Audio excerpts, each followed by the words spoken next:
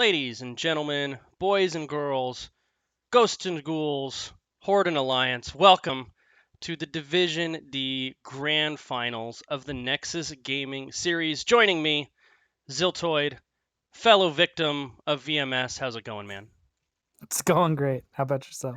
Pretty good, man. It's a good night for some Grand Finals. Happy I'm recovered enough to cast one of these because I've been under the weather the last week or so. So fighting through it. But here we go. We have our Frank's Furters versus excuse me, Boogan Squad. versus Boogan Squad. Thank you very much. Let's go ahead and look at our map picks and bans. It was Sky Temple and Dragonshire banned out. Boogan Squad selecting Alterac Pass. And it was actually Frank's Furters who won the coin flip, opting for first pick. So what are we going to look for here on Alterac Pass? I mean, it's a pretty big macro map. There is a very important objective. I mean, it's definitely one of the objectives in the game that you don't want to ignore at almost any stage. Even taking the first one can be devastating if it's taken off of any kills, if you've got really good macro heroes with great wave clear that are fast at splitting to lanes, globals, things like that. So it's really going to be about how well you manage your lanes and and kind of how you manage the team fights on the objectives specifically. There are two major types of camps on this map. There is it's the null camp in the middle, and it goes down the middle lane, one on each side, and then there is the mountain giant bosses on the top and the bottom parts of the map respectively. It's generally considered that the middle camp is probably the strongest because it's on a really fast rotation. It basically has a 1.5 minute cooldown. And additionally, it reduces armor of anything it hits, anything, by 20. Yeah, not just that, the experience that it provides as well. You can actually kind of inflate your experience by getting that thing on cooldown. Teams that are really on top of their macro will pretty much spam that center mercenary camp on cooldown. And that kind of segues into some of the, I think, interesting dynamics that set Alterac Pass apart from some of the other maps. Unlike most maps, the middle map may be the most priority because that's where the mercs run down. If you have that middle fort up, it gives you a safe place from which to contest both the upper and lower objectives. So if you have that middle fort and your opponent does it, it's an advantage.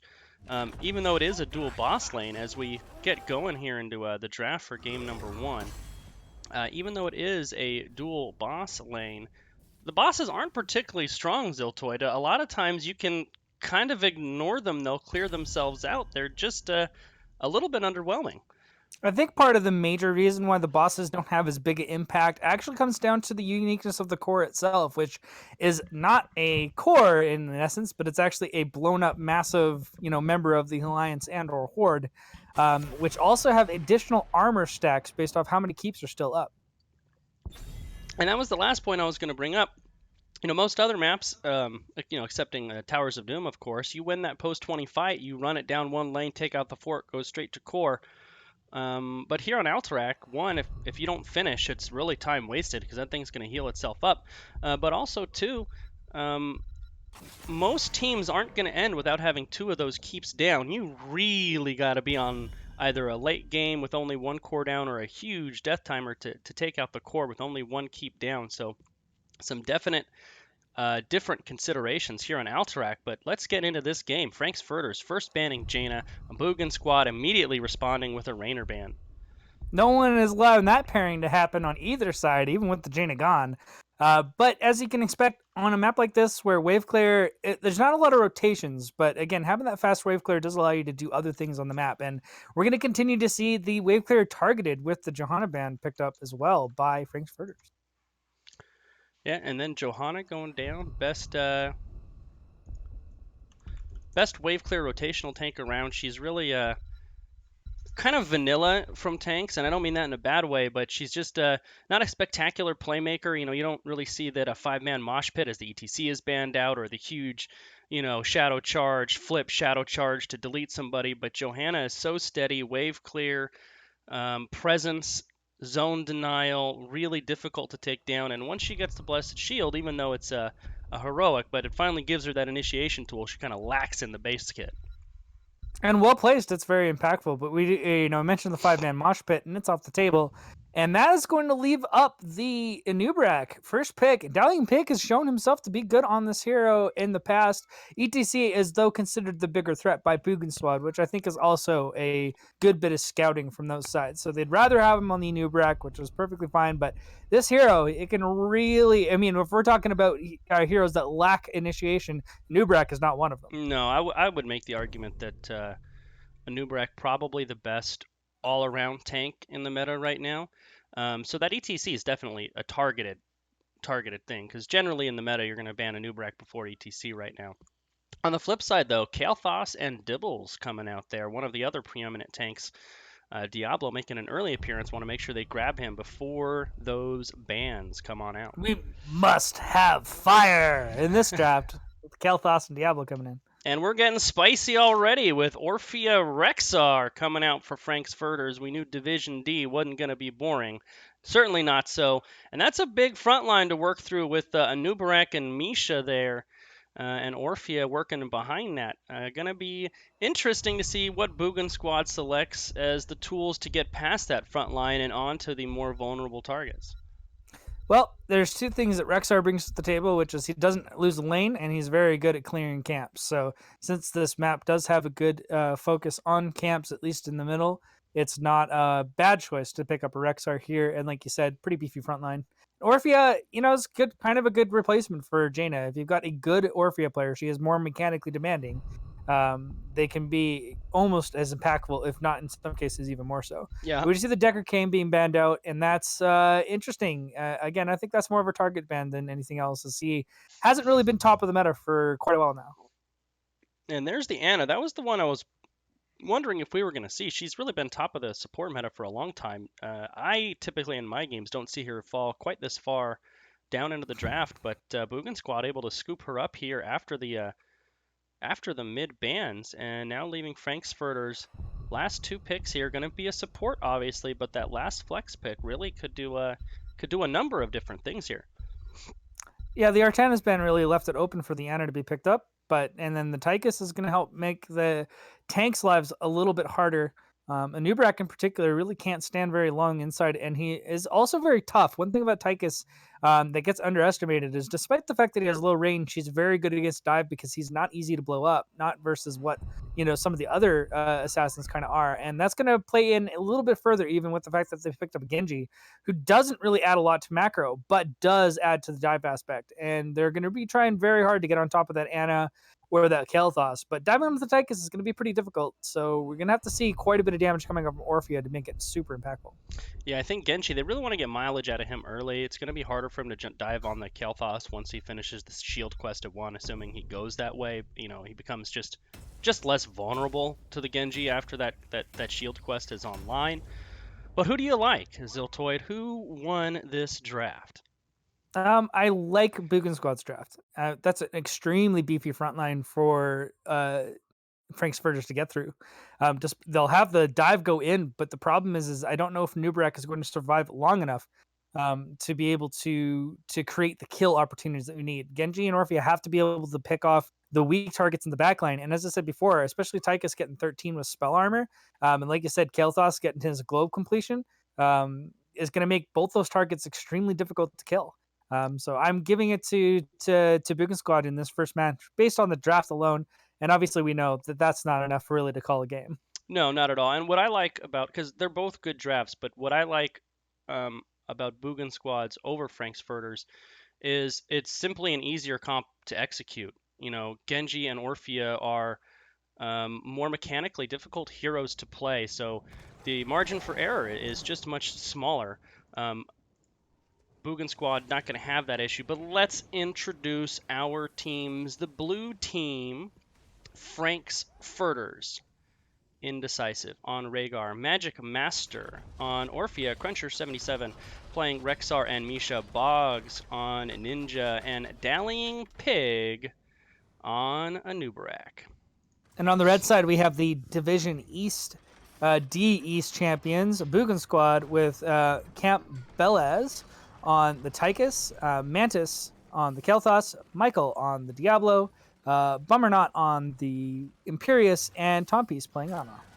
Also worth mentioning, Ziltoid, is both teams clash in the traditional 5-on-5 mid lane meet and greet.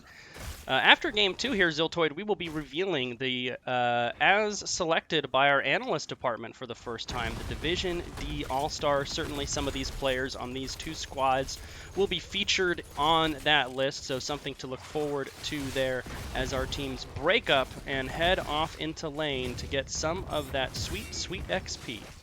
Well, you don't make the All-Star list without, putting up the numbers, so you can't win if you're not putting up numbers. But anyways, yeah, we see a pretty, they wanted to clash there even before the first wave hit.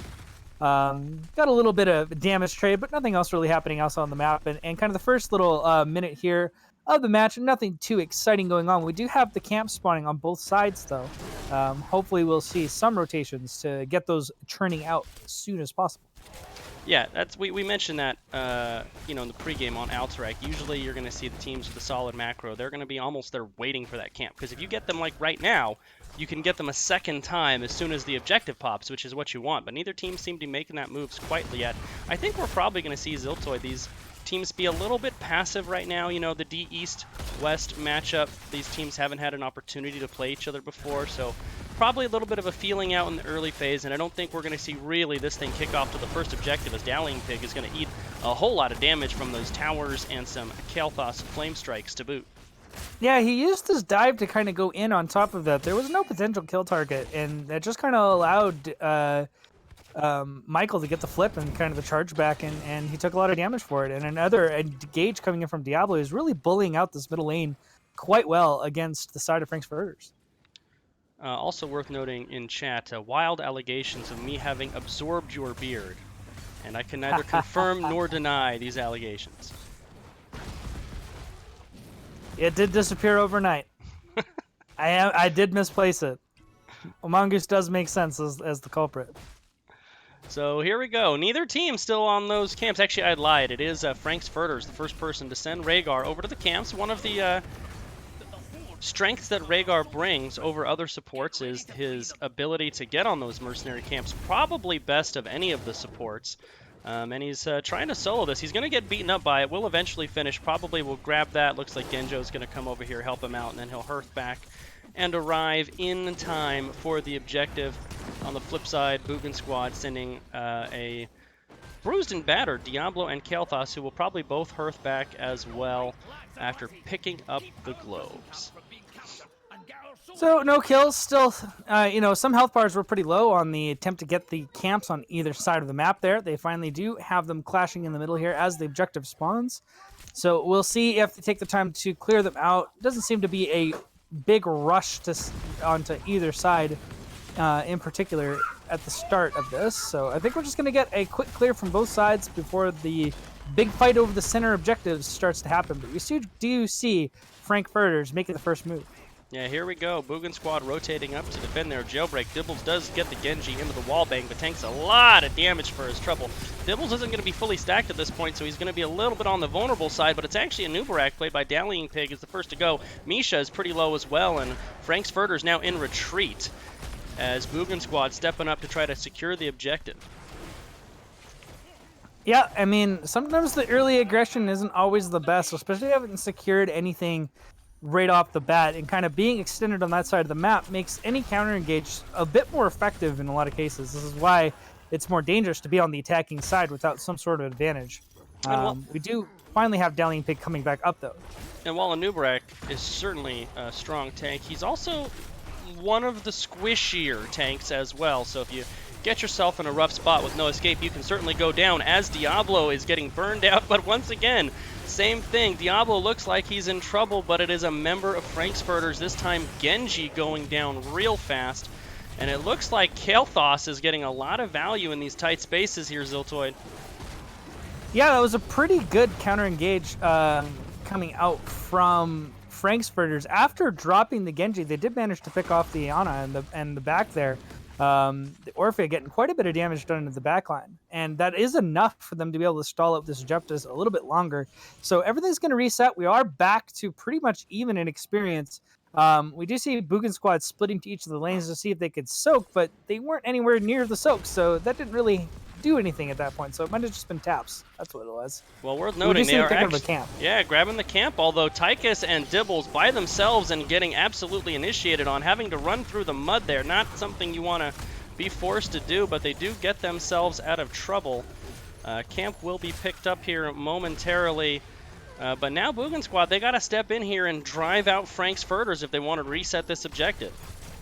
Yeah, the camp was slowly done, which gave Frank's Furters all the time in the world to kind of get this channel, and it's going to be quite difficult for Boogan squad to freely get the stall on this channel without taking some serious damage in the process, but they do actually manage to get it. And so we are pretty much at 3 seconds on one side, 5 seconds on the other, and Dallying Pig is taking a ton of pressure there from Tychus and Diablo and Imperius, but it is now Michael that looks like he might be taking a bit of damage, but look how much they can just tank through. All that damage coming out is just healed up by that Ana, and it looks like the health bar trade is definitely going in favor of Boogan squad, and it looks like they're going to get the kill on the Dallying Pig once again. Yeah, and these tight corridors that they're fighting in, I think is really favoring Anubarak, both the Living Bombs and the Flame Strikes. As I'm going to pull up the damage numbers here in a moment. Let's see what Kael'thas is putting out. And it's actually second to Imperius. Imperius really laying down the lumber here in the early game. Yeah, you can't underestimate the pressure that Imperius actually brings to the front line. He is very good against high health targets in one-on-one kind of situations. So if he's not spreading damage out between other heroes that he's engaging on, he actually gets quite a bit out, and it's going to put a lot of pressure onto the front line. And Michael is taking a bunch of engagements on Frank's Furters, but he didn't even drop below his half his health points. Well, and worth noting, too, with the Diablo, they don't really have any percentage-based damage, at least not at this point in the game.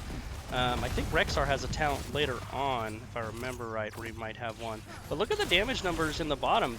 Just the raw damage from Boogan squad's composition is so much higher than Frank's Furters. That goes back to that burden of execution that we were talking about. Frank's Furters has to get their more limited damage capability onto a single target, and that's going to be much higher. But meanwhile, in the bottom lane, the terrible caster and observer that I am missed the rotation by Genji and Orphea to pick off that Tychus in the bottom lane. Well, you got to pick up your wins somewhere, and that kill is going to help them kind of stay in the race to 10 at least. So hopefully, at least once the heroics are up, we can see Frank's Furters kind of get back into this game, and because they are sort of dependent on their heroics to get anything done. And speaking of heroics, it's actually Ziltoid, Frank's Furters, wins the race to 10. We are going to have Crushing Jaws from Orphea. Rexar hasn't picked. I would be shocked to see anything from Ancestral, so I'm going to go ahead and say Ancestral. Nope! As soon as I said it, Ziltoid, Bloodlust popped. Of course. I guess they were trying to find out where they could get their damage from. I guess I guess they've decided that's it. I mean, I don't... Well, let's go over the rest of these. We do have Bestial Wrath, Cocoon, and X-Strike coming out from Genji. But I just don't see the auto attacker that's really going to benefit from that Bloodlust. Am I missing something? I mean, Rhaegar himself does. Orphea as well does pack a good punch versus other mages on her auto attacks. And Genji's are shorter range, but they do still quite a bit. But yeah, I don't know if it's going to be enough damage and enough healing to come out from that ultimate to really turn the tide in these fights. Whereas Ancestral could, keep Anubarak alive whenever he's getting burned down by all the cooldowns from the side of Boogan squad. And the flip side of that, that, have to see how it plays out. The flip side of that though is maybe that was a response to the bio grenade out of Ana, afraid that the bio grenade was just going to cancel that Ancestral. So they decided to go with the Bloodlust. To avoid that really big feels bad ban moment when that bio grenade just totally cancels out that. Yeah, I think that's a fair and reasonable assumption for sure. So we got camps being cycled out by Boogan squad yet again, and we're still not quite 13 seconds left on the side of Frank's Furters, and they're going to come over here, but they're not going to channel quite yet. It looks like they're going to just wait. See that Orc scouts them out. Oh, Tychus is going to be in trouble here, maybe. There it Dive is. does come out on Tychus. He's able to get away for now, and now Frank's Furters is in trouble. Cocoon did go on Diablo, didn't get enough value, but this Lightning Breath is, as a Nubarak is blown up. Quickly followed by Misha. Frank's Furters in full retreat. Boogan Squad on the way to the objective again. We didn't have a chance to go over the heroics for Boogan Squad, though we do see him now. Angelic Armaments, Nano Boost, Commandeer Odin, Phoenix, and Lightning Breath. Yeah, I mean, there's that issue I think I was kind of alluding to in the draft there. The dive went out onto Tychus, but the damage just wasn't there. It wasn't enough to be able to take him out. And that's just going to get even harder as he gets into his 13 and 20 talents when he's got both Odin and the Neo Steel armor is going to make him very hard to take down with all the, any of the burst damage that they happen to have on their side. 100%. Rhaegar is in trouble. He actually does get Bloodlust off as his dying move. Crushing Jaws goes out, catches two. Orphea trying to do some damage, but Imperias and Diablo really don't seem to care. Tychus and Misha go down, fight all over the place, and Nubarak looks like he's going to fall again. Rexar running on the backside, and even though that's a 1-for-1 Ziltoid, that's a heavy win for Boogan Squad one more time.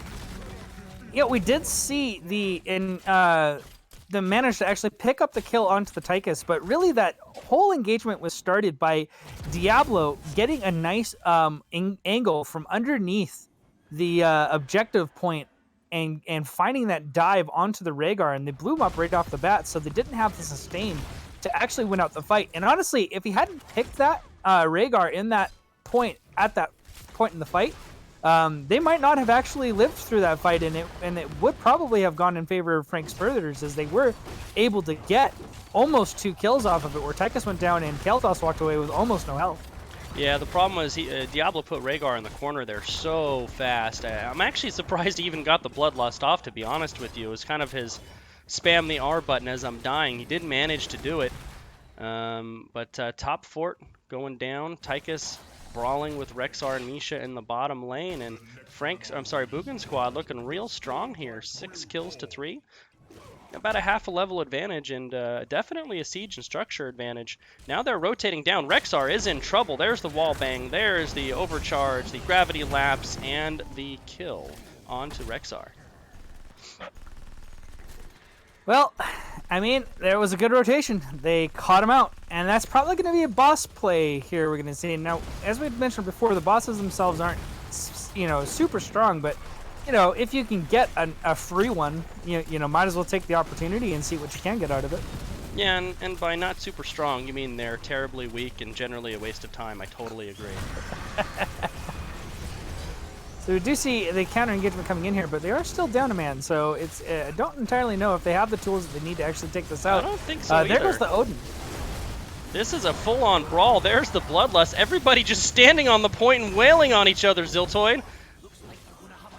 Yeah, Tychus, though, got that Odin off and kind of just sat there and auto-attack things, and Odin auto-attacks are extremely painful to take, even if you're a tank. So it kind of was, big body, and more or less it kind of won out the rest of that fight. Even with the Bloodlust going down, it wasn't quite enough to be able to pull off the kill on any of those targets standing on the point there. Yeah, they did manage to pick off Ana, though. They did, but I think that kind of thing where you're literally just standing on the point and wailing on each other. One, Frank's Furters was down a body anyway, but Boogan Squad has the bigger bodies with the Diablo and the Imperius, and then you combine that with Living Bomb and Flame Strike in close quarters. Kael'thas is just going to murder everybody on the side of Frank's Furters in that kind of engagement there. Yeah, so we have a 5-man defense on this boss, which I would say is kind of inadvisable considering the objective is up. But considering the fact that they are also down 16s, I'm not entirely sure there's a lot of options left open for Frank's Furters. But giving up this objective here is also a very scary prospect, as it is going to go directly onto keeps. And as you know, you could easily lose all 3 keeps if not defended properly. Yeah, and here we go again, 5-on-5, talent tier be damned. Magic Master really getting zoned out, eating the Lightning Breath. Orphea able to escape with 32 hit points. Genji not so lucky, though, as neither is Rhaegar or Rexar. And Frank's Furters taking the 5-on-5 without the talent tier. They do manage to reset the objective, but certainly not worth the cost there. Yeah, the dive was fully coordinated onto Anna, except for the fact that Orphea got zoned out by Diablo. And again, Michael really making a lot of big plays with that big beefy front body on the front of this, and doing his best to just zone out the impact DPS. If Orphea had been in that fight, there's no way that Anna would have walked away with her life there. But unfortunately, the fact that she did kind of get bullied out by Diablo led to the team fight going very bad for Frank's Furters. And now that's going to be an objective, a boss, a talent tier, and this is going to be a very scary defense for the side of Frank's Furters. Yeah, it kind of feels like Ziltoid that Frank's Furters doesn't have the tools to deal with Diablo. He's kind of just doing what he wants. And unless Cocoon is there to take him out of the equation, it just feels like he's getting too much value. The only saving grace is we do have percent damage pickup from Orphea. So if she's able to get the damage out, especially with the fact the request is almost complete on this point, they might be able to start getting the kills onto Diablo. But they're going to be taking so much return damage in response, and despite having high percent damage, it's still a lot of health to go through, especially with an Ana sitting on the back line. And Imperius is no easy task to kill even on his own. So here we have the big push in the top lane going down on top of this keep. I mean, it's basically gone, and that boss is almost full health. I think that's going to be all three keeps going down. This could very well be a push to the core. If even one person dies on the side of Frank's Burgers, I think this is over. Yeah, and I mean, look at how fast that core is already melting. Keeps are melting as well. Big Crushing Jaws does get a little bit of value, but it's going to be too little too late. I think Ziltoid core is rapidly falling, although Imperius goes down, Anubarak goes down, Keeps go down, core going to go down as well. Game 1. In pretty decisive style, gonna go over to Boogan squad. Yeah, they really had the handle on the game. I think from the moment the draft went, we already had some questions about whether Frank's Furters draft was going to get it done, and I think that those questions were pretty well answered. And you can even see at the end of the game, the damage numbers are pretty good telltale sign of what's been going on, with Kel'Thas and Tychus both taking top spots in the game, quickly followed by Imperius. So all top three spots in damage was on the side of Boogan squad, and that's just never going to be enough, especially going into a tank or like Diablo or a healer like Ana. And you know, looking at those damage numbers, Imperius out-damaged Orphea. The two frontliners from Boogan squad outputted what 90,000 damage between them. That's a lot of damage out of the front line. And that's a big difference. I mean, 4 heroes over 40k damage for Boogan squad, only one for Frank's Furters. It just seemed like they just and Diablo without percentage-based damage in the early game, unless he was cocooned, he did whatever he wanted to do for basically the entire game. Yeah, so I'm hoping to see Frank's Furters maybe look at the playbook a bit. If you're going to leave something like Diablo up, you got to make sure that you've got the damage capable to actually take them out. And I think waiting for Orphea to ramp up to level 16 for percent damage is not a winning strategy. Yeah, I mean, you know, instead of a Genji, if they would have even done something like a Raynor or a Greymane or a Sylvanas, some of those heroes that have the tools to chunk him down, you know, the kind of ones that are auto attackers that usually have some kind of percentage-based damage, you know, in their kit. Even like a Raynor, even before the percentage-based damage, you can just right-click him down. You know, you don't have to worry about your cooldowns. May have made a difference there. So if you're the side of Frank's Furters here, Ziltoid, what's the adjustment? Like, do you change your banning strategy? Do you take map pick, first pick? Do you take them to where the pocket strat, where you have that super secret pocket strat? I mean, I think map pick can generally have some pretty good results in best of threes, as it sets you up for, on maps that you're comfortable on where you can mostly secure wins. In best of fives, it's really going to come down to your adaptability in draft and your execution on the maps with those drafts.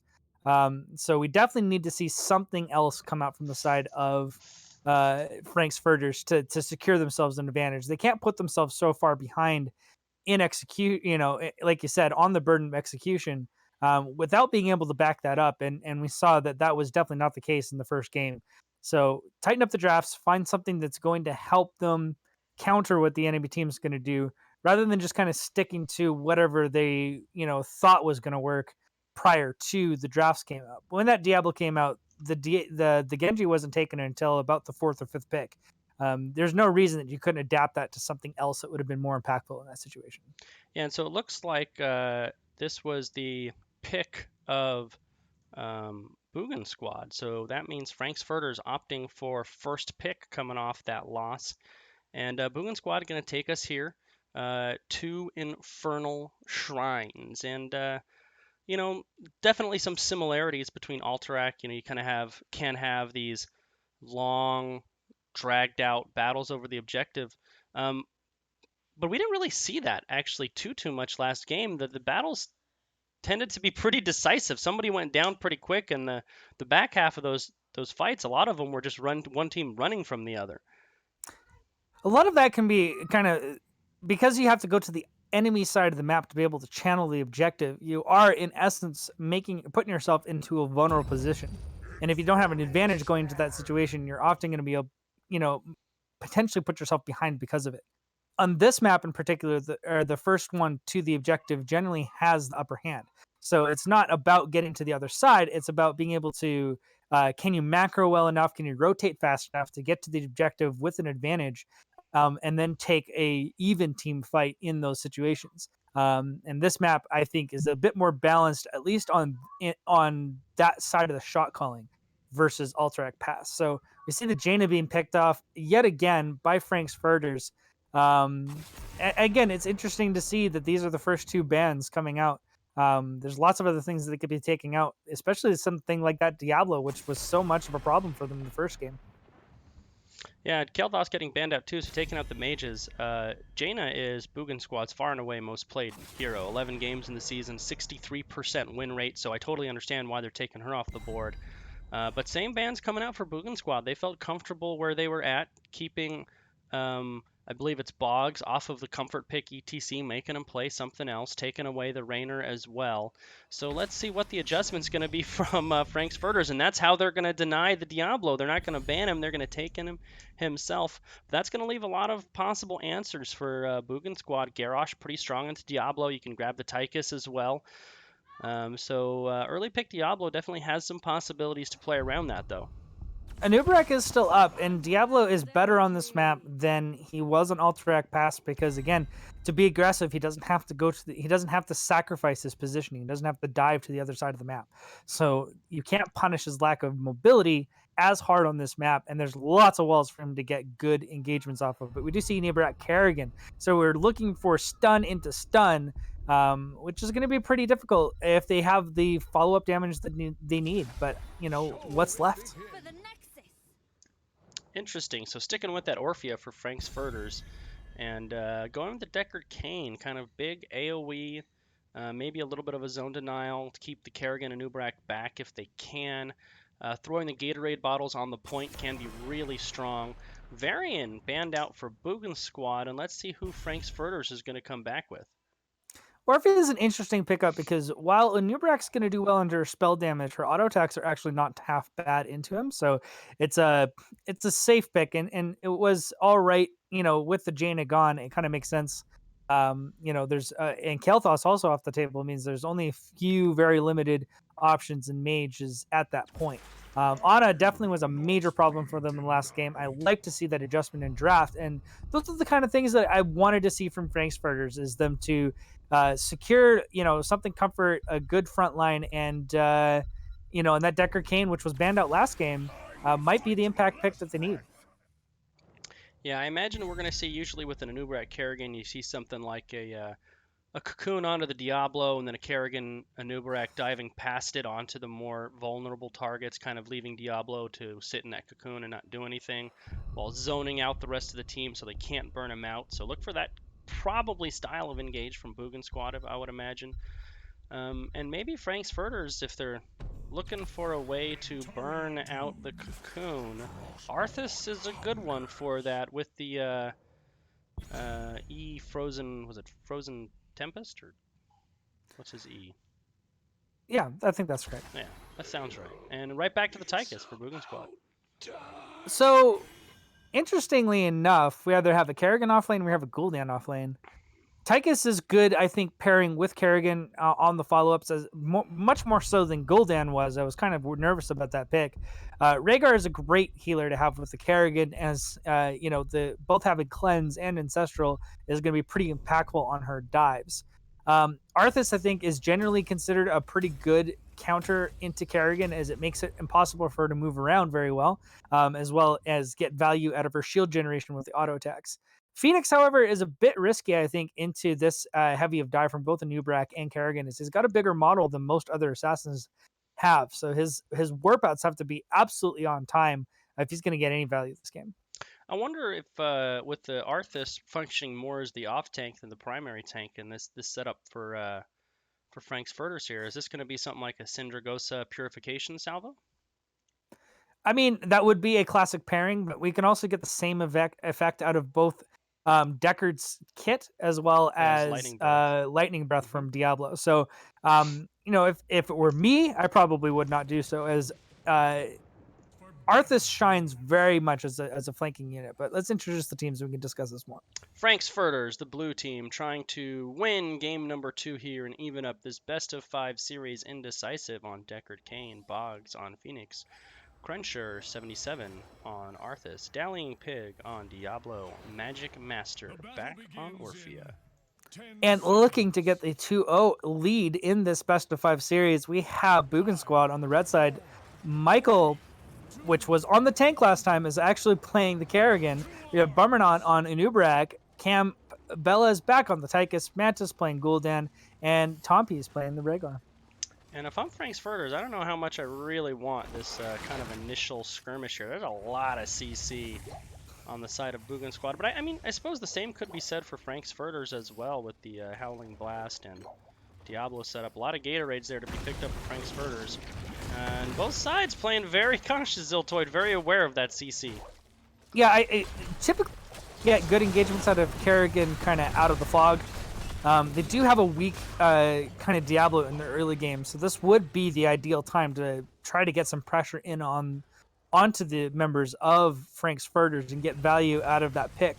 But it's looks like we're just going to see some standard rotations coming out, mid-bot rotation coming out from Boogan Squad, whereas it looks like Frank's Furters is just going to play a 1-3-1. And you were wondering about the solo laner. It's actually going to be Tychus they're going to send to pick on Arthas there a little bit. That's a matchup that can be successful if he can, keep that Arthas off of him. Rhaegar caught out, slammed. Anubrak coming in from the flank, but Tompi's taking a lot of damage. Bruised and battered both ways, but back we go, rotating. Kerrigan picking up this mid lane camp. Yeah, I mean, I'm kind of, it's a little odd to me that the Gul'dan isn't the one in the top lane, is I really feel like you want Tychus in that 4-man so that you can secure kills off the dive, but we don't really see a whole lot going for it. But they did see if they could spike or pick out Boggs here in the bot lane, but he already cleared out the wave, so he doesn't need to stick around. And he's just going to back out, and we're going to continue with that 4-man rotation between the mid-top from Boogan Squad. They were going to look at that bottom camp, but it looks like they're not going to bother yet, and they're just going to make another rotation actually onto the enemy team's camp, but not. Okay, I'm not sure what they're doing. Yeah, Boggs, though, caught out. The Burrow Charge misses, allowing him to teleport away. Frank's Furters here is not employing the rotation. They're running a 1-3-1 here and just safely soaking at the walls. And it's kind of negating the pick potential of Boogan Squad because there's just nobody around to pick, Ziltoid. Yeah, I mean, that's kind of where the smart thing about the Phoenix pick does come into play, is that because Phoenix is actually quite good in lane and has actually pretty decent wave clear, he can very well just kind of clear out and nope out before the rotation come in to kill them.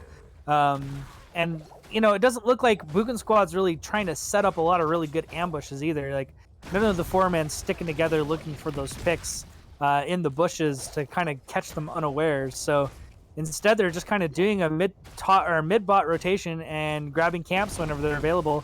And we're going to see that immediately onto the Bruiser camp here in the top lane. But you'll notice that there's a slight experience advantage actually for Frank's Furters, sort of because of how they decided to play the early game for Boogan Squad. Yeah, I was going to bring that same thing up, and that's despite the fact that Boogan Squad has picked up 2 camps, which do bring experience over there. just Frank's Furters kind of style of soaking lanes, which resulted in zero missed soak and 0 picks. Boogan squad missed some experience while they were fishing around for picks, but Michael running for his life. Arthas on the pursuit, finally forced to back up, but they actually get Cruncher on the counter engage when Michael looked oh so tasty. Frank's Furters got caught up with a little bit of bloodlust there. I mean, I think that that Arthas had the right idea there, chasing down that kill. It was just the rest of his team didn't agree and didn't follow him up, so he kind of ended up on an island by himself in the bot lane there, and that's kind of what led to the pickoff. So a bit of a misplay there from what I actually thought was a pretty clever play by Arthas, where Dalian Pick went to the south side when he was getting pressure from the Tychus, and then Arthas came in on the back end and was just like, okay, well, who are you going to shoot now? But unfortunately, it did turn around on them, and now we're going to see probably another pickoff, and it's going to happen onto the Dalian Pick here, right over the wall after the initial engagement from the Punisher there. Mortar Punisher slows and does actually a lot more damage than previous, and I think people need to respect that. Neither team going to the offlane soak. Everybody clumped up here. Something we haven't touched on with Kerrigan, her ability to follow up with the Punisher is pretty unparalleled. You know, she did that actually from safely over the wall, comboed from the other side of the wall, and able to secure the kill on the Diablo there. Well, they've got actually 2 heroes that are fantastic too, yeah.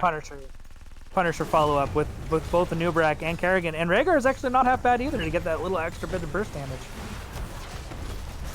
Here we go again. Big combo by Kerrigan. Not quite connecting all the way. Health bars low on both sides. Dalian Pig forced to go back. Now it's Arthas taking all the damage.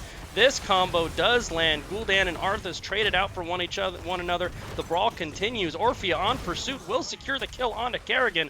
Frank's Furters having their biggest moment of the series, Ziltoid, as Anub'arak forced to run for his life. Phoenix does land the damage. He was at 57 health. Now they will get the Anub'arak first big fight win for Frank's Furters. A 3-for-1. Now invading the Siege Giants on the side of Boogan squad.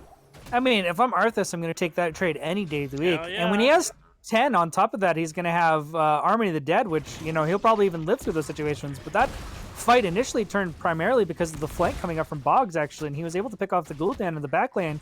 And despite them getting the kill on Arthas, it was enough to turn around the fight and actually turn into 3 kills. So well played by Frank's Furters.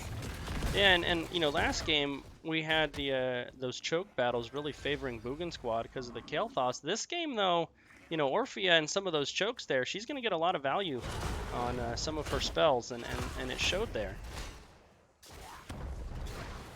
All right, so we got 4 and 3 in the bot lane. The camp was already picked up by Frank's Furters, kind of off their victories there. And so, you know, Phoenix is back into the mid lane, kind of getting free soak, and we're starting to see this experience lead, despite losing the Punisher, actually starting to widen for Frank's Furters. Yeah, they will win the race to 10, not by too much. Both sides probably will be hitting 10 right about the time this next objective pops here. But it looks like we're just kind of back to business as usual, and neither team really wanting to go for any super aggressive plays. Not that there's a lot of objectives on the map to kind of force it. And we're just kind of back to a, pretty safe 4-man rotation. Yep, Tychus, Arthas resuming their date in the top lane, which Tychus has been doing really well into them. You can kind of see the results of this lane have been Tychus wearing out Arthas here. Level 10s are here. We have Crushing Jaws one more time, Lornado from Deckard Cain, and it is Summon Syndragosa from Arthas, Lightning Breath for Diablo, and Purification Salvo for Phoenix. So well played by Boogan, making sure that they're timing this camp very well. That's actually what took the front wall the last time too as well. And it looks like that they might even be able to get a little bit more out of there. So this has to be a really decisive win by Frank's Furters on this objective if they're not going to take undue damage into the top lane.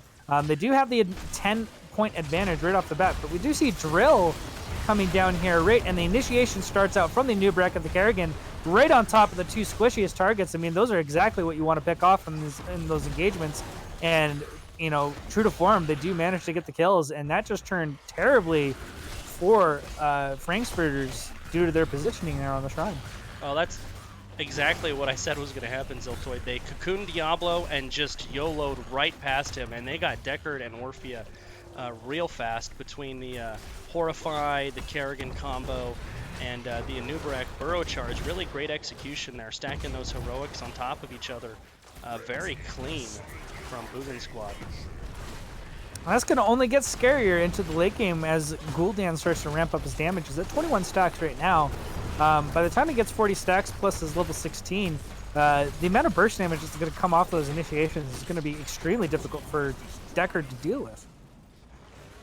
Yeah, and Michael really stacking the shields up there, not able to hold on to him. Burrow charge does not connect onto Arthas. Punisher ready to jump again. Here we go. No one able to get over the wall there, as Anub'arak had already kind of burnt his cooldowns, and we actually see a bunch of counter damage coming out from the side of Frank's Furters with those crushing jaws, and they do manage to actually push off Boogan Squad. So the Punisher is kind of being led into it, and it is going to get some keep damage done. Maybe not, actually. It does get baited back into it. So actually pretty well played on the defense by Frank's Furters. They manipulated this Punisher quite well, even to the point where the front wall hardly even went down, though Boogan Squad did come back in to try to pick off a tower or two, so they at least walk away with something. Yeah, that was a really nice crushing jaws there into kind of a Lornado lightning breath here, but Bush Party waiting for Frank's Furters. Kerrigan and Anub'arak. They do find the Anub'arak, who's now kind of stuck. He might be in trouble, Ziltoid. Down goes Anub'arak.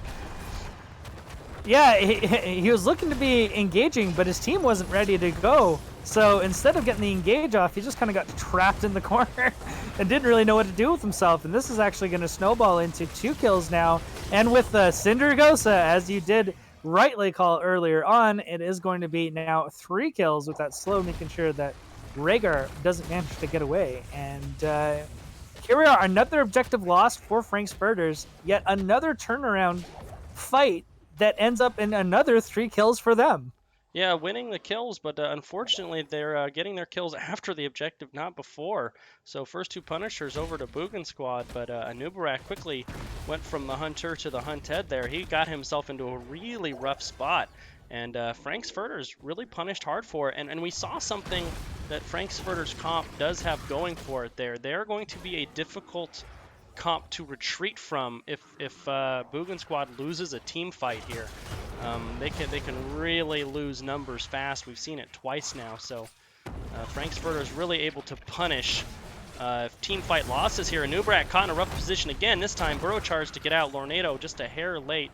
And Tychus is in the off lane maximizing soak for Boogan Squad. So let's see how these teams play it.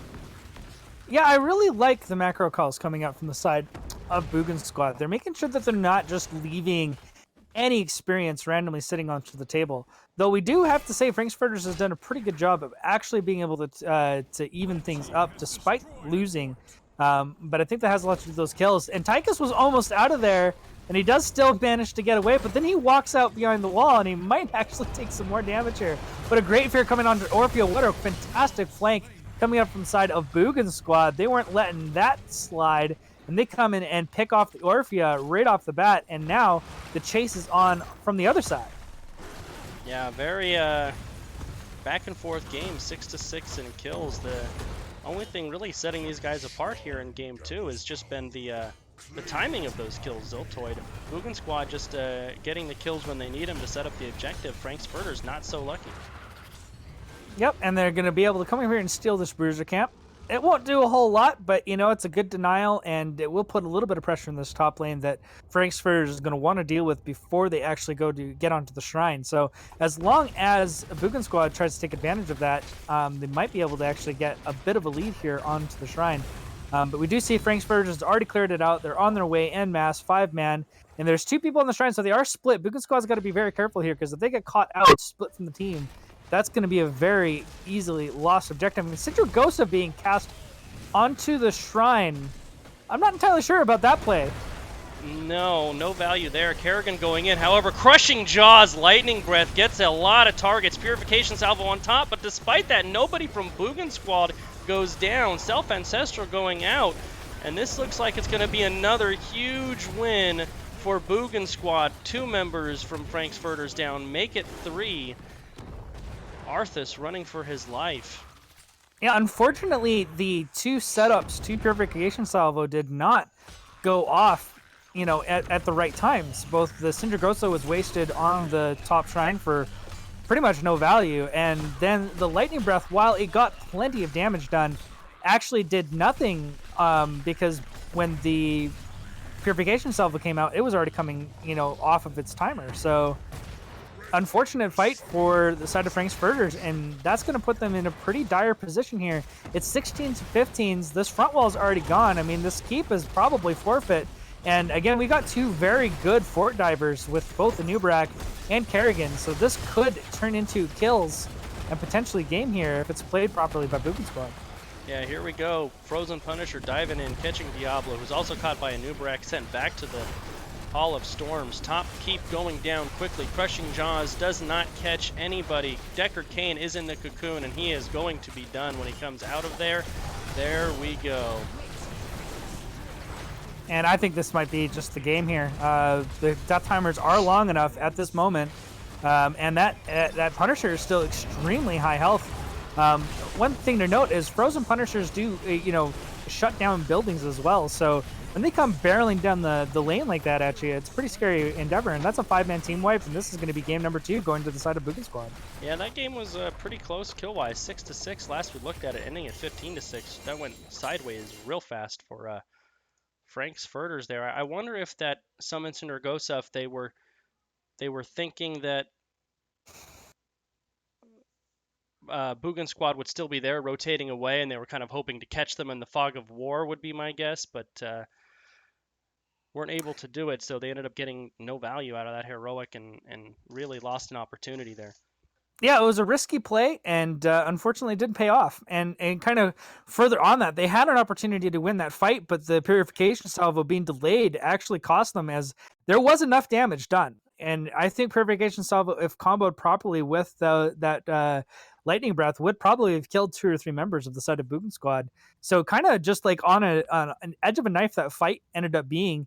And in the end, it turned around on them with the amount of engage tools left open for the side of Boogan Squad. They managed to clutch it out. And really, also the fact that Diablo didn't have any souls, because that was a soul reset, made the defense on the keep even more difficult, and was in fact, I think, the turning point, because he did get picked off right off the bat. He wasn't able to get away, got chain stun CC'd, and that kind of started the rest of the snowball for the victory there. So again, Boogan Squad really using the tools and odds that they have in their hands to clutch out both of these games.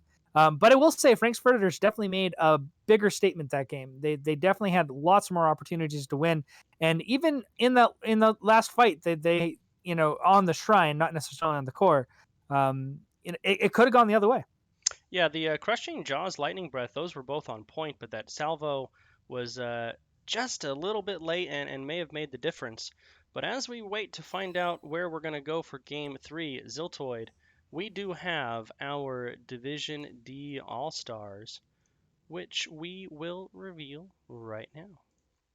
So here we go, ladies and gentlemen. Unlike last season, this season there's not an East All-Stars and a West All-Stars. We have 2 All-Star teams brought to us via statistics from Stats of the Storm. So Team 1, Tank Michael, showing off here from the Boogan Squad. Support Slava from Pigeon Stitches. Solo laner Bummernot from Boogan Squad. And 2 flex players, Barber and Showstoppa from Full Meta Jacket and Asmo Carry, respectively. And the subs for Team 1, we have Cambelas, the Assassin player from Boogan Squad, and Mark Zombie, fellow caster from Nexus Cats. Team 2, we have the Tank Killer Fry from Pigeon Stitches. Pillar Stitches, jeez, what am I thinking? Support Tom Peace, who we are seeing in this game right now, Boogan Squad. Solo will be Shadow Guard from the Nexus Cats. I think the second representative from the Nexus Cats, but the first one on the actual team. Akash from Backbone, which is an assassin player, as well as Ghost 4444 from Stranger Pings as the assassin player. And the 2 subs we'll have is Cruncher 77 from Frank's Furters and Modus Trollin from Full Meta Jacket. So congratulations to all our All-Stars. Analyst department, we'll be trying to put together some games, schedules allowing, so stay tuned for that. Game number 3, Volskaya Foundry. This time, Ziltoid, choice of Boogan Squad.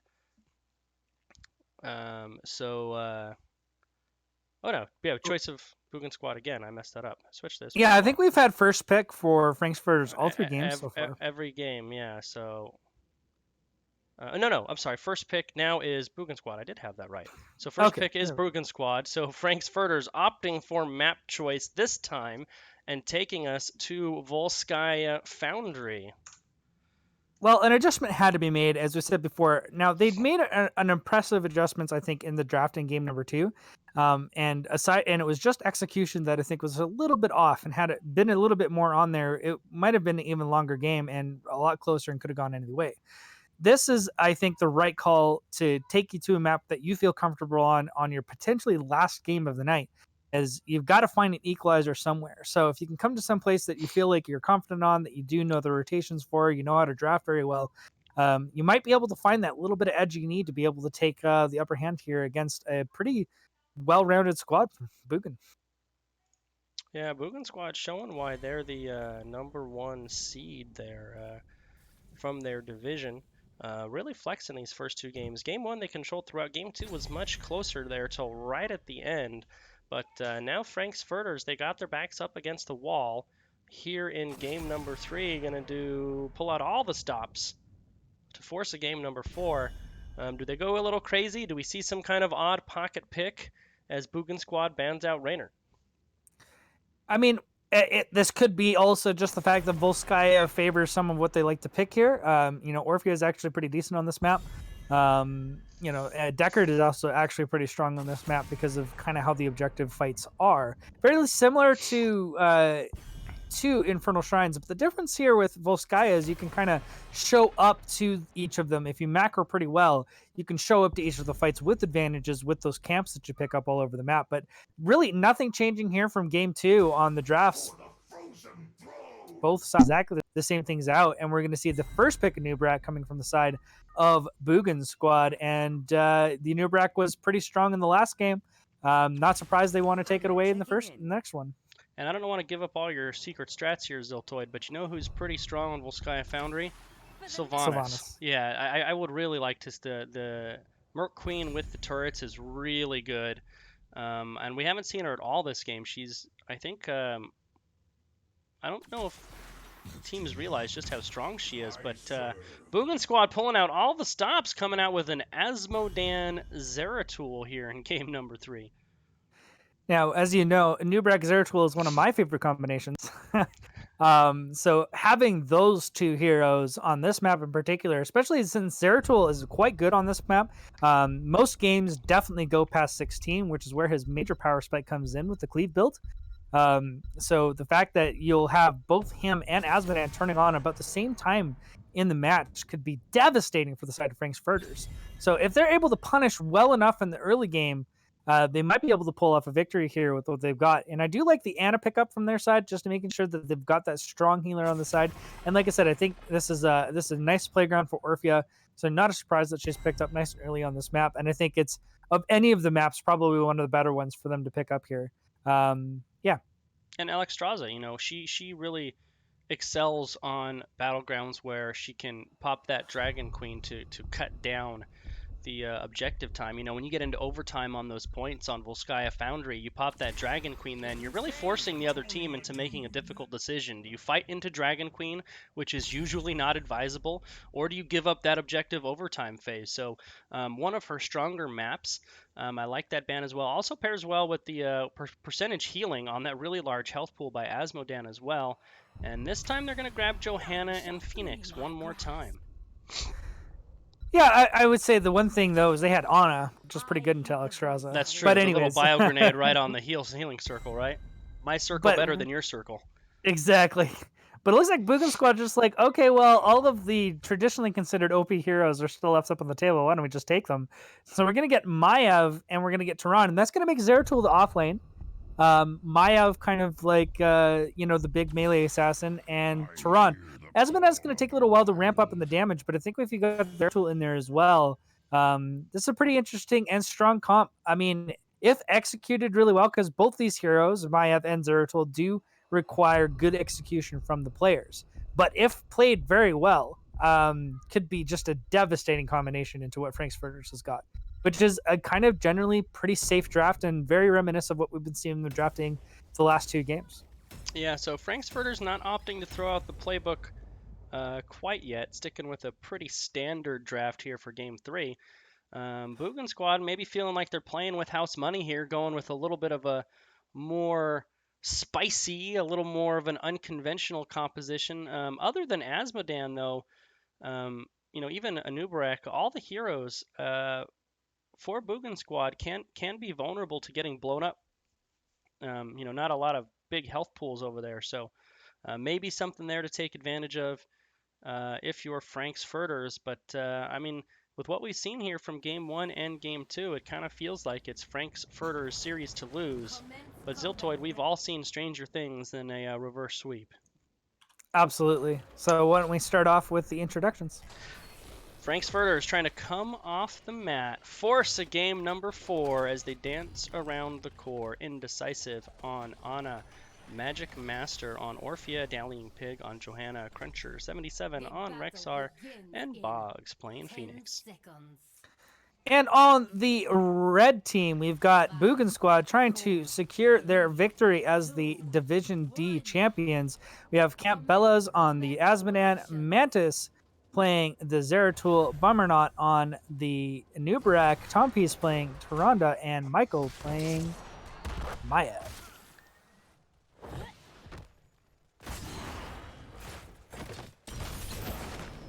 Yeah, I can tell you, because I'm the person that compiled the roles for the All-Star list. Even though Michael was listed as a tank All-Star, in particular in Division D, it was very hard to pin down roles for a lot of these teams because they really kind of move their players around a lot more than some of the higher divisions do. So the Quotey Fingers tank player on Michael actually hasn't played tank in Games 2 or Games 3 here. Yeah, he's kind of been electing to take those engage assassins, but we've even seen in double support comps, assassins like Kerrigan and Maya are, can sometimes be put into that tank slot because of the amount of engage that they do have on their kit. So, similar roles, so it kind of works out. So Phoenix, this is actually the first time we've seen Frank's Furters beat Boogan Squad to the punch on a Merc camp, but Invasion coming out from Boogan Squad. Boggs is pretty low from getting on this turret, is able to dodge the globe. With the show of force from Frank's Furters, Boogan Squad opted to go ahead and let them finish up that turret. And first toy of the game picked up for Frank's Furters. Yeah, I find it kind of curious that it is Zeratul in the rotation and not Mayav, as I would want that Mayav to be in that 4-man. And Zeratul's wave clear is pretty much next to none after you hit level 4. So I wonder if they'll make the switch once they actually get the Rending Cleave. But yeah, we're gonna see the first camp actually being taken by Boogan Squad on their side of the map as well. And it looks like Frank's Fighters might be posturing for that support camp, especially with level 4s. I think this would be the optimal time to make their play. Yeah, just like last game, Ziltoid, we saw with Boogan Squad being a little more roamy in how they're approaching the early laning phase, and Frank's Furters being a little more structured. They're actually slightly up in that XP soak, just kind of off of that. So I'd like to see if they can, maybe leverage that in some way. It's not a big advantage, but a little one. Prepare to begin field testing. Yeah, but I mean, I guess if they do have a couple late game heroes, so I think some of the focus might just be here from the side of Boogan Squad to get as much stacks as they possibly can get onto that Asmodan coming into the next objective, and he is already at 50, which is, I'd say, pretty significant, because coming up on the next objective, he could easily get 200 plus, starting at 50. Yeah, absolutely. Fan of Knives getting so much value there from Michael, forcing Frank's Furters back as we have our first real 5v5 of the game. Boogan Squad bullying off Frank's Furters, picking up the Biotic Emitter. And they will have to decide if they want to clear out the top lane Mercs or get on the objective, as both teams are posturing towards our first Rock'em Sock'em Robot here of Game 3. Yeah, we see actually Boogan Squad in a slight favored when it comes down to the level 7 race, but it doesn't look like they're going to wait. Looks like they're going to pop in here and see if they can get this converted onto their side. Mayav taking quite a bit of damage from Orphea there in that exchange. The front line getting a little bit beat up here from on the side of Boogan Squad, but they do actually manage to force them out and get the conversion over. So no more ticks coming up for the side of Furters, but Bummernaut is a really bad spot. He barely gets out with his life.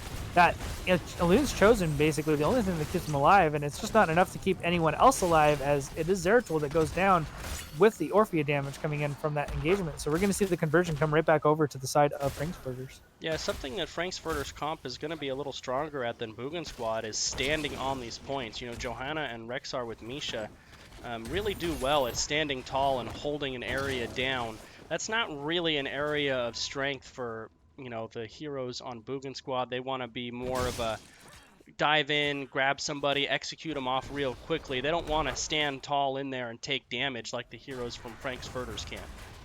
And yeah, they needed to get onto that point a lot faster than they did. The engagement does come in, and Misha does almost go down, but unfortunately the Protector is taken up by Frankfurters.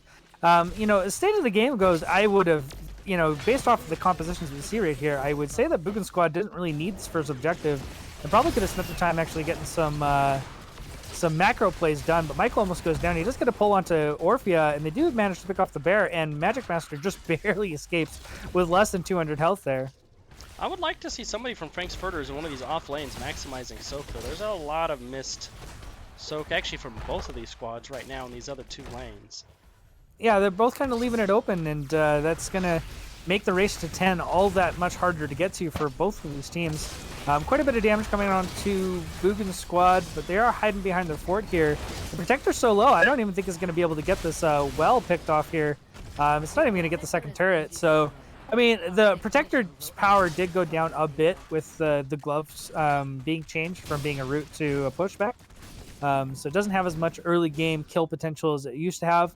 You know, Boogan Squad did a pretty good job, despite what they have, getting damage onto that Protector and really bringing it down nice and early. Yeah, but I think maybe the most important thing from that phase, getting that first objective was Frankfurter's morale. I think they kind of needed that, to be honest. Yep. They really didn't get many of the objectives, if any, in the first two games. So securing that first one, getting the first kill of the game, having some success against a team that's taken the first two games is going to be big for their psyche, I think. Yeah, and that confidence is going to be necessary going into the next objective fight for sure. But these camps are also extremely important. We're going to see the turret being picked up from Boogan Squad and everyone already starting to posture around the support camp, which is a great choice from both teams. They both need this for the next upcoming objective. And we do have Frankfurters a little bit more focused on the lane soak with Phoenix getting those waves nice and cleared in both the mid and top lane. Or bot lane. Oh. Yeah, the last time they clashed over this biotic emitter was the Fan of Knives that really turned it. You got to be really careful when you're playing against a Maiev not to give those Fan of Knives resets. That thing does so much damage when you can just sit there and spam that ability. So the camp was taken from the side of Frankfurters, so we're going to see a 3-man rotation from Boogan Squad to deal with that. And they're going to use that space created to come down here and secure their own turret camp. We have 5-man rotate from Boogan Squad in the top lane, but they're not starting the support camp right away, which is curious to me, as they had plenty of opportunity with everyone else off the map to actually get the initial damage onto that. So now we're going to get a full 5v5 team fight over this camp. And Maiev is going to be the first target. She leaps away and manages to avoid the rest of the damage coming out. You see some Asmodan damage coming down, but we do see Cage being dropped. It must have been a misclick, as he did not have anyone in his tether. And that's going to be a heroic down. Yeah, and I was wondering why there wasn't a big VP that came out there, Ziltoid, and then I saw it's because Might of the Nerazim was selected, not Void Prison, as the brawl continues over the biotic emitter. Here we go. Orphea, the first to fall. First kill of the game for Boogan Squad, but Frankfurters is not backing up. Big Condemn catches out. It is able to take down the Anubarak. Anna falling to Asmodan. Maiev shortly thereafter. Turrets are down for Boogan Squad. And who came out with the biotic emitter? I don't even know. Nobody. I think it was dropped in that fight. And nobody grabbed it? Did somebody use No, it? no, I think somebody used it. Oh, okay, that would make sense. So a 2 for 2. No advantage gained. Does either all side... items used. all items used, so wiping the slate clean. Both teams pretty much identical in level. Boogan squad will secure the top lane mercenary camp. Frank's Furters using this time to get a little bit of a lead here on the objective. Yeah, I mean, they're going to have to move in now. A lot of damage coming out from that Asmodan, and he's already stacked up to 212, so he's starting to hit like a truck, especially with Blackpool, who's going to be bursting a lot of those backline targets down. It's going to get a little hairy to actually push in on top of this squad here. But yeah, we don't have Void Prison to kind of stall everything out. So an interesting pickup by Might, but it is enough. Might does have the ability to pick off that Orphea, and we're going to see it actually come out with the engagement coming in from both Maiev and the Zeratul. They do manage to pick off the Orphea. Lots of damage coming in with the Zeratul, but he gets pretty low, but has managed to be able to blink out. And Dallying Pig also squeaks away barely with his life.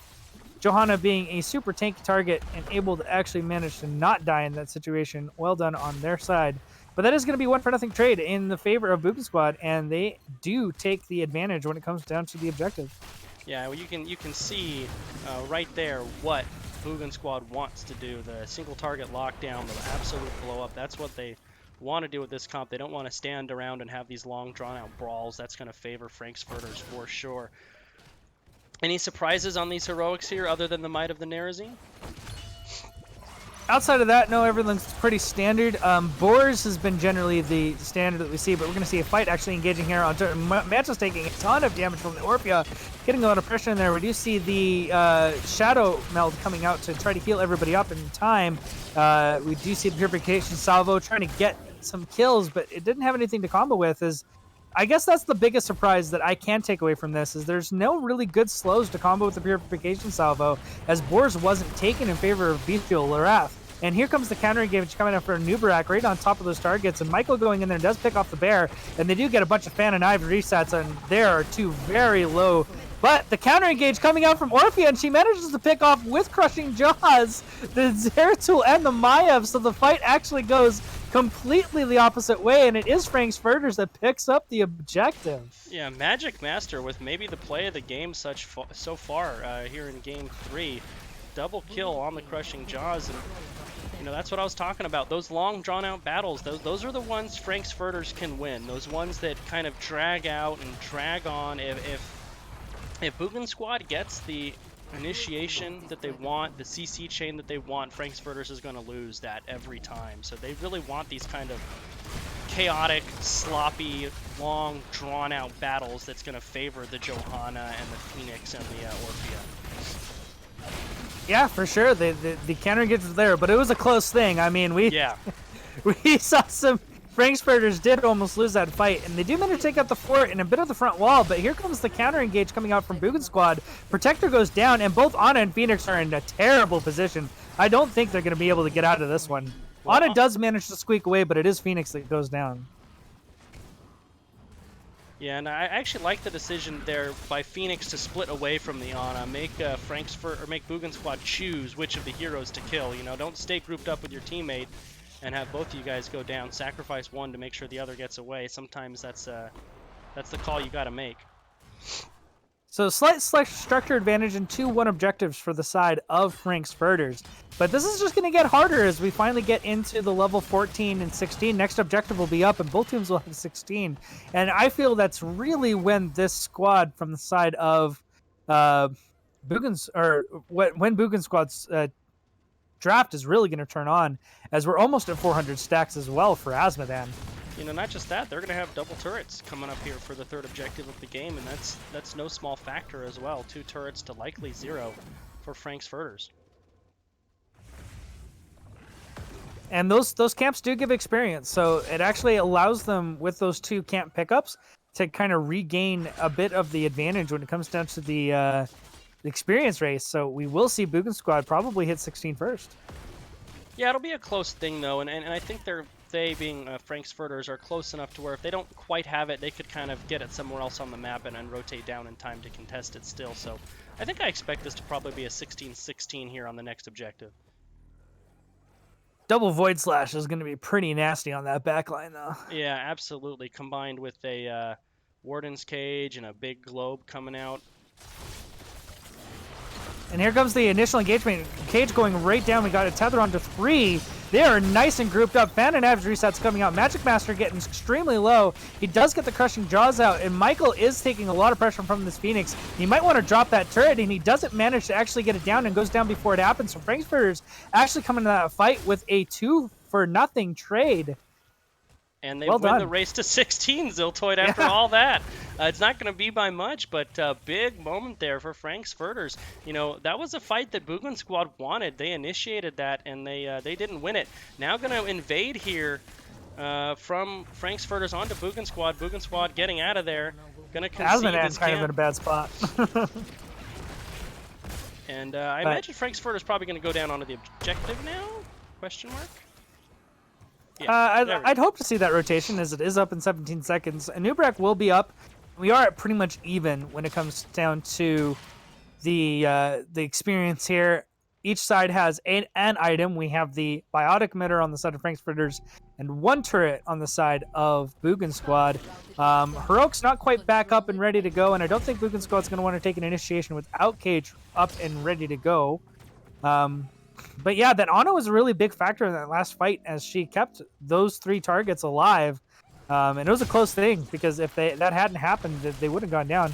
And here we go, another initiation coming in from Boogan Squad but they do manage to actually get a kill, 2 kills now. So it's a 2-for-2, because it was Zeratul that went down, and actually that turned around on them. The turret was dropped by Boogan Squad, and then picked up and dropped again by Frankfurters, and it actually secured the kill onto the Maya up there. Yeah, two big moments there for in that fight there. The initial cocoon went out to Johanna, but it was a little bit early, and Boggs burned that almost instantaneously. So Johanna, despite getting cocooned, was right back in the middle of that fight. And then again, Orphea, every time they kind of do a hard engage, there's a big crushing jaws waiting for them on the other side. So this kind of in heavy composition with the Maiev and the Anub and the Zeratul, they're just kind of feeding into these big crushing jaws from the Orphea.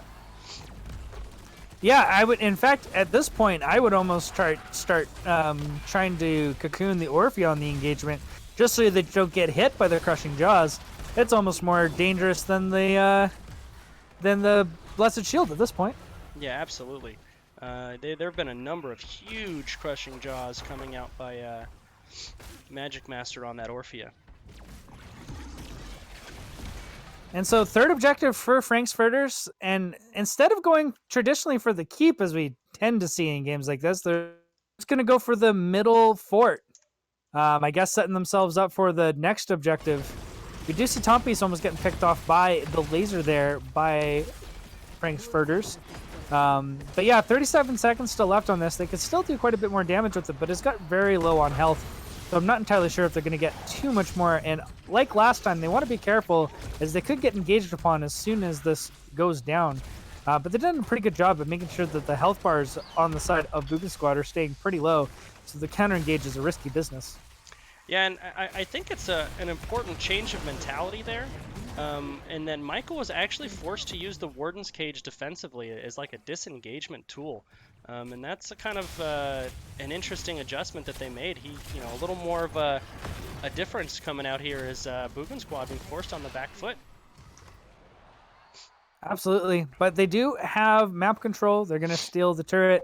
Kind of what Boogan Squad did them the last rotation. They're going to turn around and do the same thing, and they're going to come into this next objective with 2 turrets of their own, at least. Yeah, absolutely. So question is going to be, is Boogan Squad, does their composition scale hard enough to overcome the structural disadvantage that they've kind of had thrust upon them here? Well, considering the fact that they still have all 3 keeps, I think the answer to that is yes.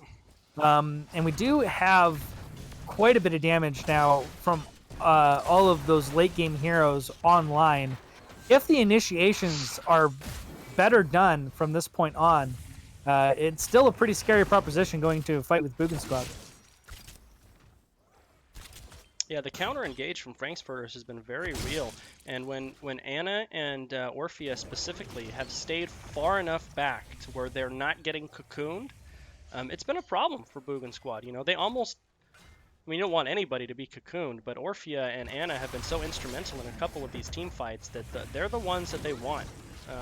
On the back line, safely they're able to do their thing. And there's the Crushing Jaws catching 2 one more time. And that's the first time this game, Ziltoid, we've seen it as like an initiating tool, not as a counter engage. Frank's Furters playing more confident, more aggressive. Really nice play there. Yeah, I think they realized that they had a split engagement there, and they were able to catch 2 out split from the team with level 20s, which allowed them to be able to put the pressure on nice and easy. So that will be a pick off on Anubrak. Now, this is still plenty of time before the objective is up, so Anubrak will be back in time and with 20s on the next fight. So it's really going to come down to this next objective. But even if Boogan Squad wins this next objective, they have to go through both the fort and a keep to get to the core. So they're really going to have to make sure that they get a major team fight and a major team wipe. Boggs pretty far out, and Mantis does take the initiation onto it, but it looks like it's going to get turned around on him with a nice stun coming out from Rhaegar, and that's going to be a dead Zeratul. And this going from bad to worse for the side of Boogan Squad. Yeah, I don't know if that was an intentional bait or not, but that's what it worked out as. That kind of Phoenix showing in the bottom lane, overextended a little bit. They took the bait and paid for it with 2 more deaths, and that's going to be a turret and maybe an objective setup and possibly a path to victory here for Frank's Furters. Don't want to get ahead of themselves, though. Absolutely. They're thinking Looks game like, right now, Ziltoid.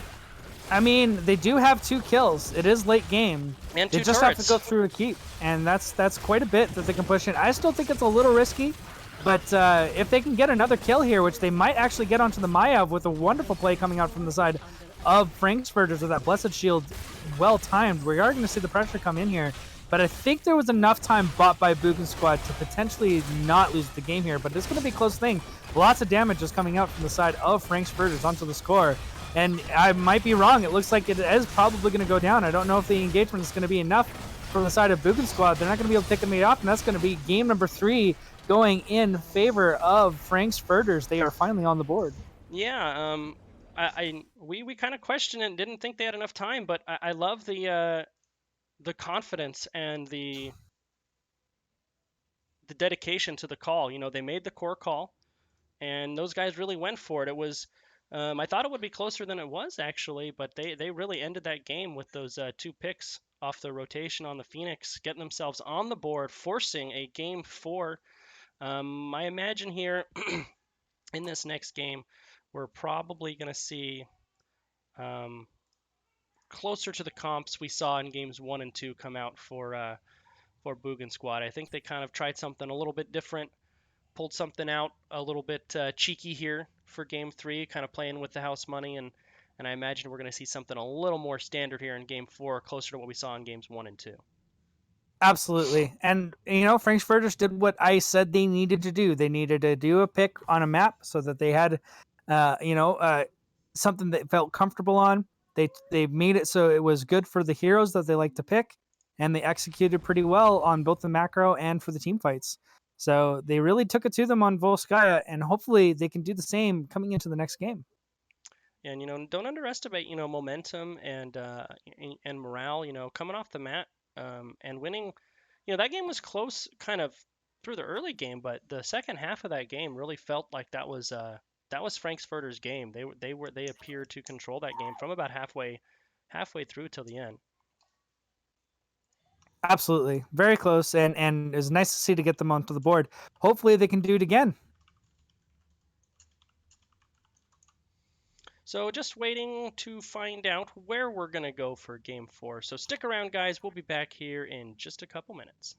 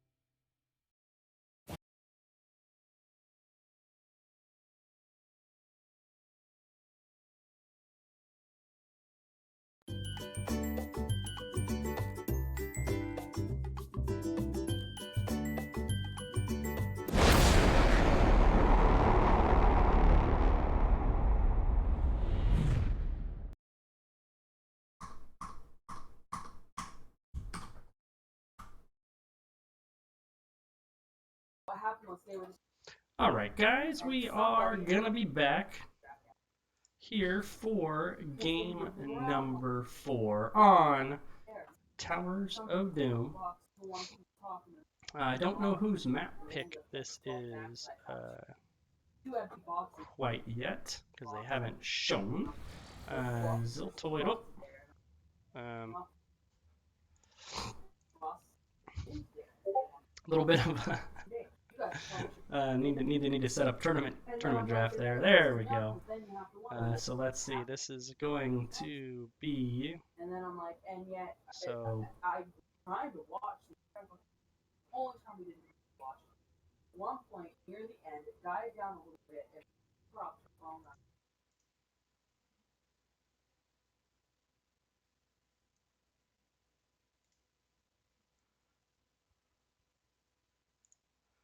All right, here we go.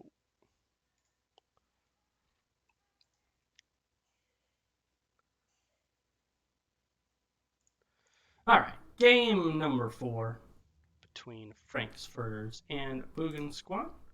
Apocalypse Shovel, first 2 maps were Alterac Pass and Infernal Shrines. Game number 3 on Volskaya Foundry. Game number 4 here on Towers of Doom. And with Boogan Squad picking first, that means Frank's Furters selected this map. Boogan Squad opting for first pick. They are going to ban out ETC. Jaina banned out one more time.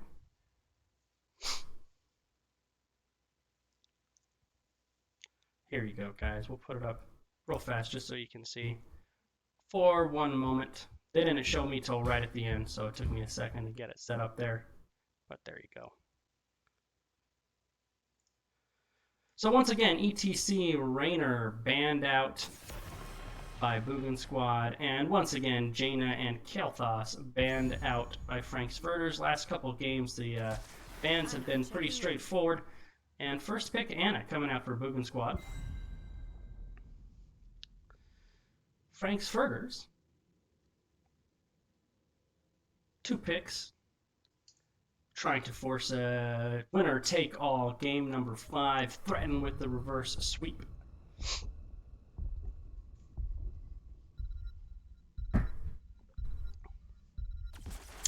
Going back with the Johanna and selecting Deckard Cain as well. Johanna was definitely a big factor in the big Game 3 win for Frank's Furter, so sticking with what worked for him. Boogan Squad now going to come back. Diablo, who was a huge factor in game number 1, still available, and that's what they're going to go with, and they're also going to take the Rexar, keeping that away from Frank's Furters, who they picked twice so far in this series. So big front line with Diablo and Misha there to keep the members of Frank's Furters away. Third ban here coming out by Frank's Furters. Clearly going to be some kind of assassin they don't want to see, and they're really going to choke out that mage pool, taking out Gul'dan.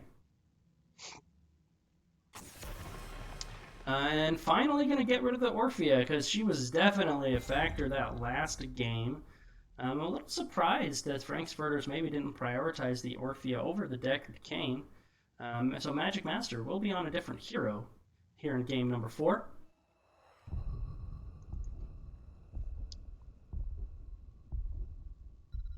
Let's see who that's going to be.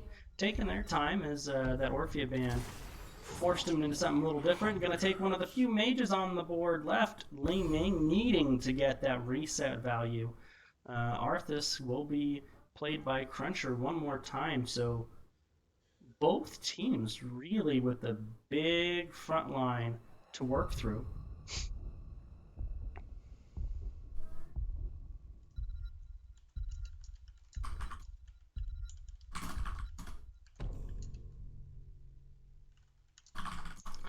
And Tychus and Kel'Thuzad. So Boogan Squad not abandoning all of the spice from game number 3, picking up that Kel'Thuzad.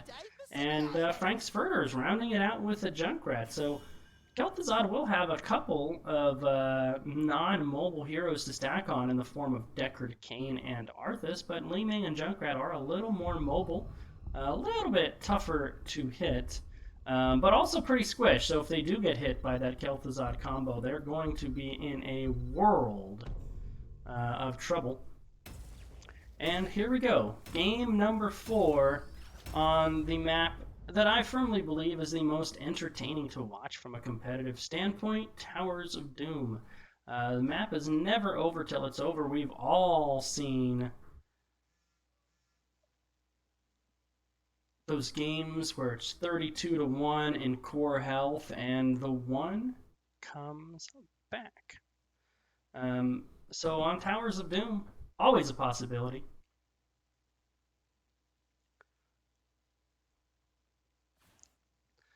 All right, here we are in game.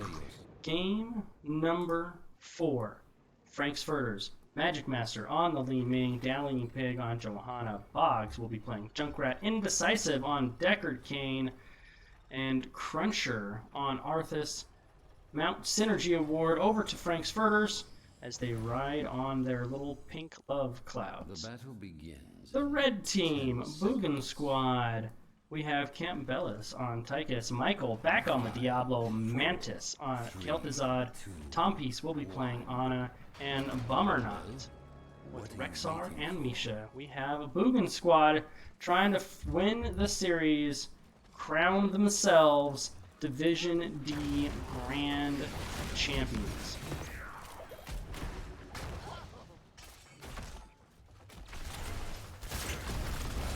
Alright, looks like we will have Ziltoid joining us here right as Diablo gets him into trouble. Ziltoid, you with us, bud? Yep, I'm good to go. Alright, so good timing.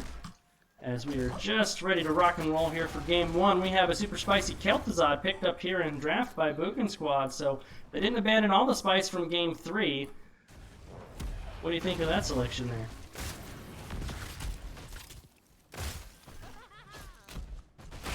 We'll let him get settled into the couch there.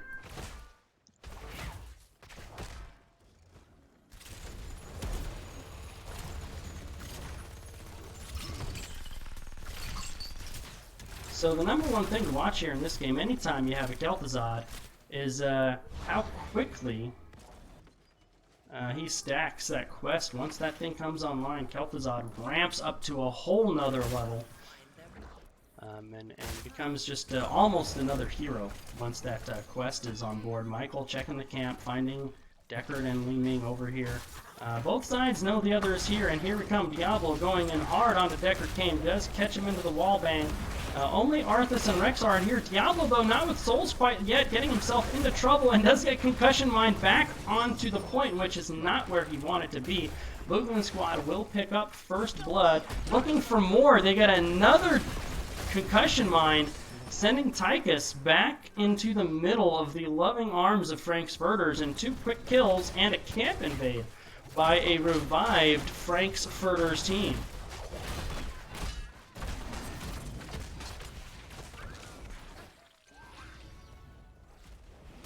In the meantime, though, top lane, Rexar was able to grab the little suicide campers there and getting some unopposed soak. Bottom lane, Frank's Furters really going in hard, trying to push their own pumpkin sappers into the bottom lane. Typically, the bottom lane is where you see the priority from teams here on Towers of Doom. And now we have our first altar spawn, always a triple altar spawn, 1st and 5th. And let's see how these teams opt to play it. Arthas is in the top lane, doing a little tango with Rexar and Misha. Rexar and Misha now rotating to meet their buddy Tychus in the upper right here. Let's see who is going to channel Tychus there as Deckard Cain checks the bush. That's not usually advisable if you're the support player, but he does get away with it. Another big Concussion Mine breaking up the party from Boogan Squad. Diablo is channeling for Boogan Squad on the bottom lane, but it looks like Frank Furters want both top.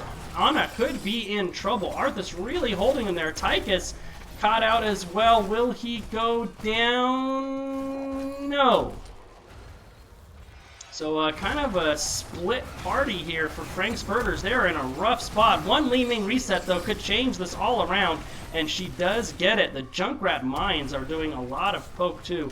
Arthas is channeling on the backside. Li Ming does get caught by some CC from Kel'Thuzad. They do finish the channel though and re-engage one more time, but Ziltoid, those blue health bars are really low.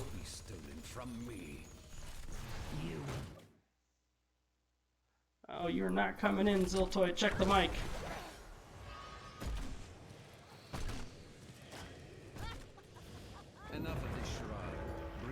Alright, so first 2 top altars picked up by Frank's Furters. Nope, negative. Still not coming in. Nope, negative still.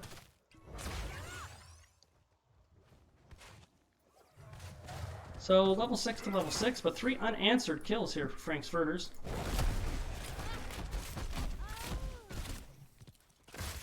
Can you hear me? There we are, and he's back. Ladies and gentlemen, the couch is now occupied. Ziltoid has returned to us. I was wondering why. I'm sitting here going like, oh man, you can't hear me. This is going on. I could not hear you. So, why don't you repeat your thoughts on the spicy Kel'Thuzad pick? Well, I mean, both him and Diablo do take some time to ramp up in the early game, so getting too aggressive on either side is probably unnecessary. You can take the time to macro instead. They did end up trading out 1 for 2, which is kind of what I wanted them to do for the most part, but I think they were forced into that engagement in the top lane there with the aggression coming out from side of Frank's Furters, trying to take advantage of the kind of ramp-up time it takes for their draft to kind of come online. But we are almost there, fully stacked on Diablo, and we're about halfway there, not quite, but close to, about halfway there on Kel'Thuzad. So as this kind of ramps up into level 10 and 13 and 16, we should see the Boogan squad draft really start to take form. And Kel'Thuzad sitting at 11 stacks, which is not spectacular, not terrible either, somewhere kind of in the middle there. But the concussion mines from Boggs have really been an annoyance for Boogan squad. Yeah, I mean, Junkrat played well can be a real problem against low mobility heroes, and there's actually quite a few on the side of like that Boogan one. squad. In fact, there's that mine coming out and getting a lot of pressure onto Tychus, and Magic Master is actually going to finish him off with the Li Ming there, and that's another one fight it looks like for the side of Frank's Furters. Yeah, and they're really playing with a noticeably higher level of aggression, Ziltoid, about the second half of this last game going forward till now. Confidence maybe ramped up a little after losing those first games because they're really kind of imposing their will so far a little bit here, the last half of that last game and now. You know, part of that is the late game heroes on Boogan squad, but I think part of that is just kind of a mentality change. Yeah, absolutely. Who was first pick for this map? First pick was Boogan squad. Let's see, left pick. Yeah, first pick was Boogan squad. Well then, yeah, so it looks like, they have renewed vigor on maps that they feel comfortable on. And I think at this level, that's kind of, what tends to be a big deciding factor. So, and it really kind of shows in their play that they're confident in their shot calls and kind of what they want to do on the map at any given time. We do still see a slight experience lead on the side of Boogan squad, and they've been managing to maintain this despite losing 4 kills all the way through this game so far. And that might actually turn out to be a big boon for them later on. And we get another stack for Kel'Thuzad. He's now at 16, and that might actually be converted into a kill there. So the first kill on the board for Boogan squad. They managed to actually pick up the kill on Deckard Cain there. Not who you want to be getting hit by the Kel'Thuzad damage. No, that was a little bit of an overextension there by Frank's Furters, maybe playing a little too confident. And Boogan squad with a nice play. They just kind of ignored Johanna, knowing that Deckard Cain was the target. The level 10s are here for both teams. It is going to be Nano Boost, Bestial Wrath, Tychus not showing yet, APOC, and Shadow Fisher for the side of Boogan squad. Yeah, and we're going to get Disintegrate, Lornado, Syndragosa yet again, Blessed Shield, and Riptire coming out from the side of Frank's Furters. Again, Syndragosa kind of being the go-to for a lot of these offlane Arthas players.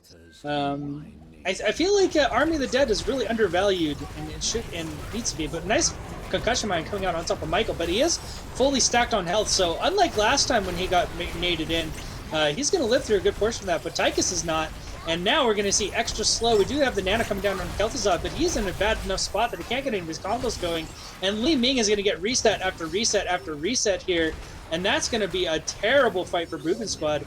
The most notable thing about that is they lost the stacks on Diablo that he just managed to get. And that's going to put them in a very bad spot kind of going into the later half of this game, especially since it looks like they're going to lose this bot fort. Yeah, that was about as point blank of a riptire as I have ever seen. Like, just popped it off from, like, right in front of him.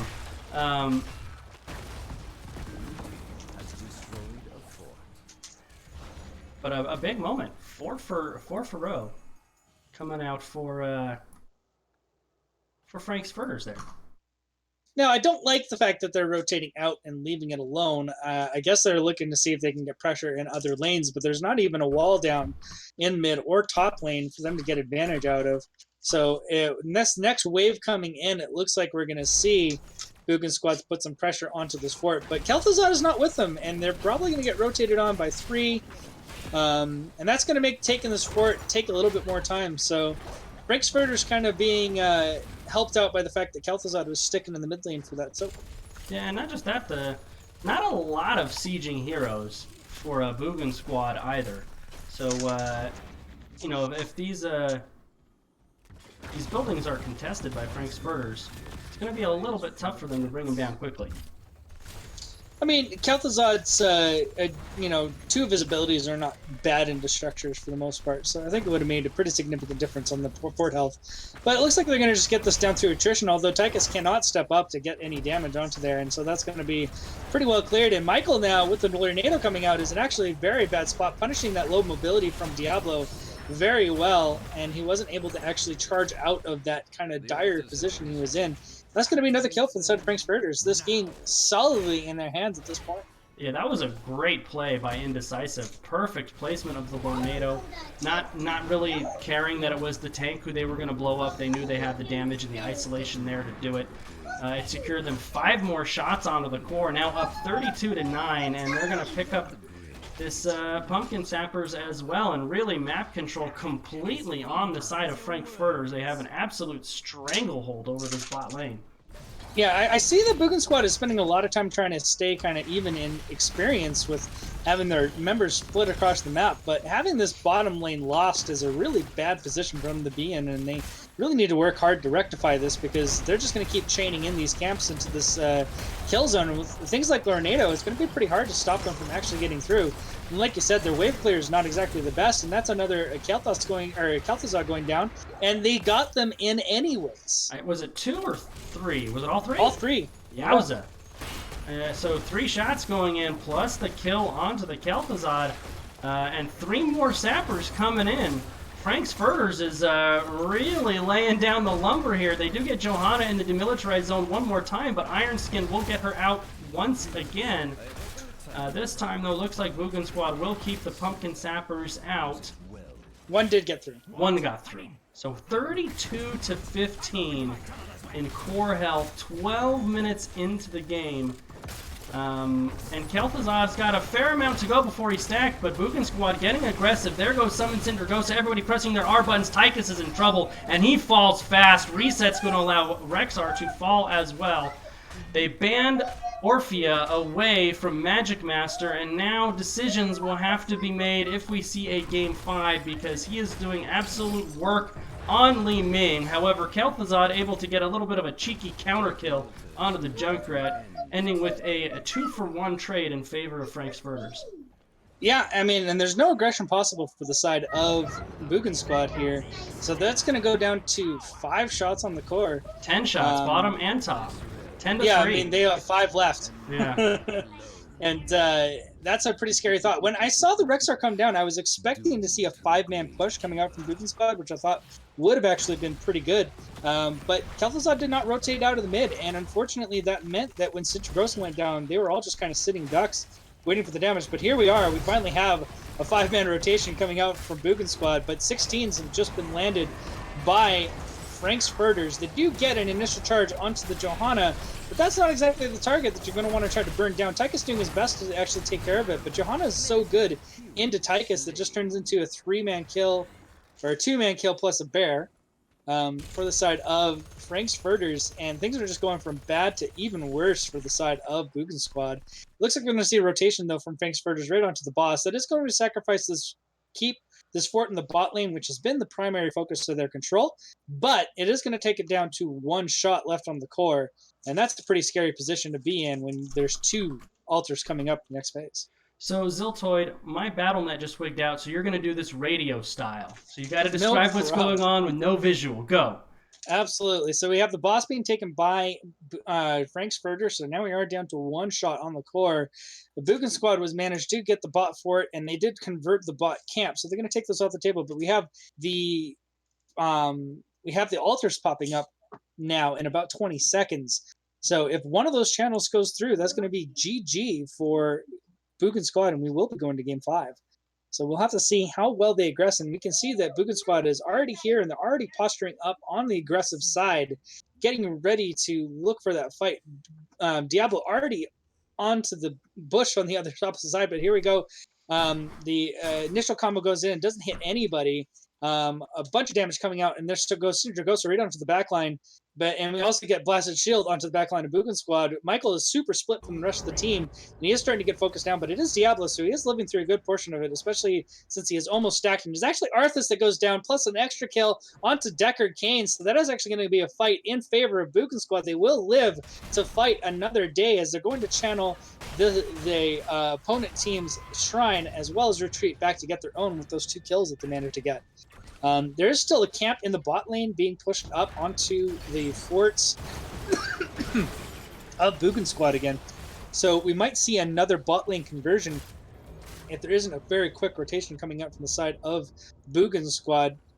Junkrat doing his best to see if he can actually get the kill onto that tower, but he doesn't quite manage to get it before Michael actually gets the engagement in. But now he's on an island, and it looks like Diablo is kind of in a really rough spot, split from his team, not anywhere near his healer, but Anna gets into place, and she might actually manage to be able to get the heals in before he goes down. The combo coming out from Kel'Thuzad, and he actually picks off the Li Ming, and that's another counter kill with a stacked Kel'Thuzad. This is where it actually gets scary, folks. We're going to see 21-1 on the side of Boogan Squad, but they're managing to get all the late game kills, and they have now established a level lead in this game. So we're back, Ziltoid. We caught the tail end there, and this is a tale of 2 games. When Kel'Thuzad gets stacked, he is just a totally different hero. I mean, he's like not a hero until he's stacked. Yeah, and Boggs needs to be super careful down here. They do not want another staggered death. 21-1 in kill or in core health, but it's Towers of Doom, Ziltoid. I said it pre-game, we've all seen these games. It's still Frank's Furter's game to lose. They only need 1 more shot. But they did just lose the bot fort, and both shrines are spawning on the bottom half of the map, and that makes it very difficult for Frank's Furters to get any good angles here. And with the fact that the top lane is also converted, that's 6 shots.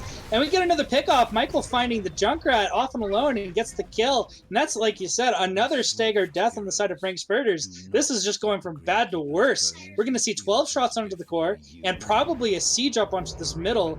And it looks like Frank's Furters, understanding the position that they're in, are going to look to see if they can convert that top as fast as possible so they're not just taking auto shots from the side of Boogan Squad. We are now 9-1. This is really slowly becoming anyone's game at this moment. Yeah, I really wanted Frank's Furters to just kind of abandon that top and posture onto the objective. The objective was the game. If they win it, the game's over. The top keep doesn't matter at that point. But oh my goodness, goodbye Deckard Cain. Boogan Squad coming back here in a big way, and that might allow the 6-cap, Ziltoid.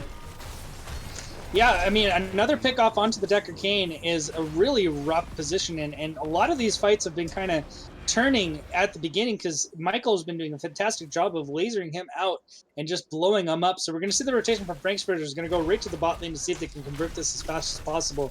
But I think they might take a shot or two before they're actually able to get that converted. Yeah, 100%. At least one, maybe two, depending on how fast they burn this out here. Just one, looks like. So let's see. There's one, and that'll be it. You are correct, sir. The tower is mine. But like you said, all Frankfurters needs is one. And the fact that it is bot fort is actually a pretty good position for them to be in. I don't think they really need to focus on this since the bot shrine is going to be the next area. But they are going to just pick this up as fast as they can. But positioning is going to be in favor of Boogan's squad on this objective. And so far, every fight we've seen where they've had an advantage in positioning has gone in Boogan's favor. Yeah. So it's... Are they going to give this? They're Looks giving like this. Yeah, it looks like they decided it's only one shot, Boss so call. it's not a threat. It's a boss So, call. boss call. Oh no. Ballsy Oh, car no. here by Frankfurters. I don't think Boogan squad realizes it. They and didn't if scout they it. don't, this is a great call. Wow. Oh my goodness, miscalculation because of the sappers Three in the shots. top lane. Oh Wow. my goodness, no. If they'd cleared those sappers and then went for boss, and they could have maybe even done both at the same time, they might have won that game. Yeah, they could have sent maybe Junkrat or somebody to clear out the top lane while the rest of the game went on boss, but what an absolute comeback. When a game that just felt like it was Frankfurters to lose. And they did. And they did. Boogan squad using that late game Kel'Thuzad, that monster of a Diablo that we saw in games 1 and game number 4. And congratulations to Boogan squad, our Division D grand champions, taking the victory 3-1 over Frankfurters. Let's see if we can get Tom Peace in here. Did he accept my invite? He did.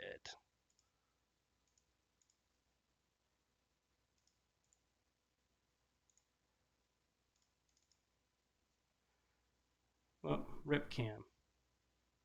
Oh, there we go. How's it going? Mr. Tom Peace, how are you, good sir? Better now. Well, congratulations. You guys picked up the 3-1 victory. How's the team feeling?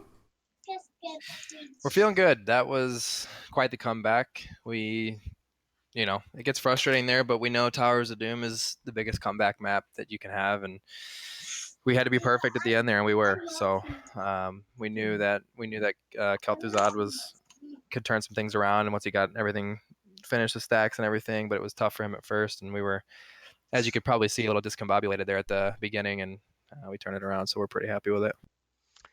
I mentioned after that game 3, it seemed like Frankfurters ramped up the aggression there in the latter part of 3 and 4. Is that something you guys noticed, kind of in a change of approach from those guys after the game 1 and 2 losses?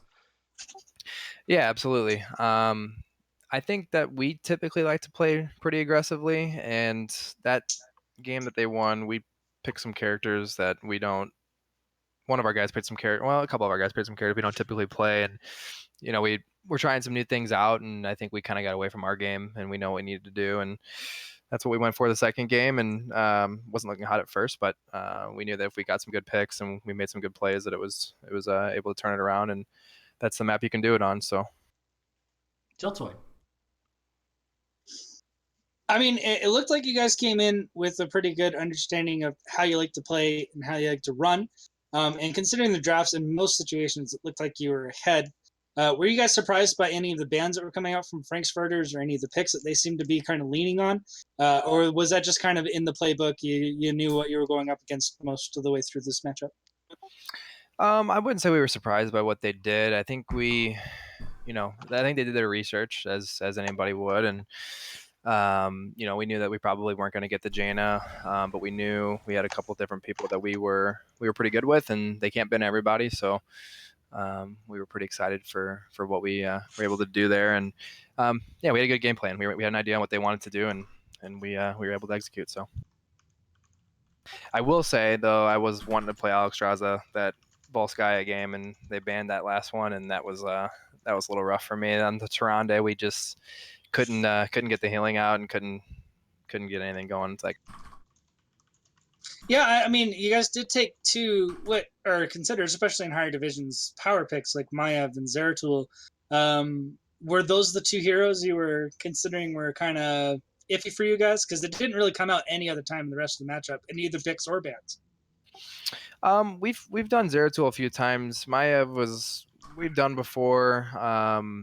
It was a little new to us as far as what we were trying to do there, but we felt like we were going to be pretty good with it. It wasn't something that we were just picking just to pick and be like, oh, this is going to be GG. We thought we were going to do a good job there, and we were just kind of not on the same page that game. So, yeah, that was the way it went, and we came back there and it was good. All right, so this is your chance to grab some fans. Why don't you tell the nice people a little bit about you guys, how long you've been playing together, NGS, other leagues, before, after, where'd you come from, how do you know each other? Tell us about yourselves. Yeah. So myself, Campbellas, and Mantis, we've all been friends since high school and before. So we've been playing, or not playing together, but we've been friends for a long time. Michael and Bummernot, we actually met just recently this year. This is actually mine, Mantis, Bummer, and Campbell's first time doing a league like this. Michael has done one before. He was a big key to us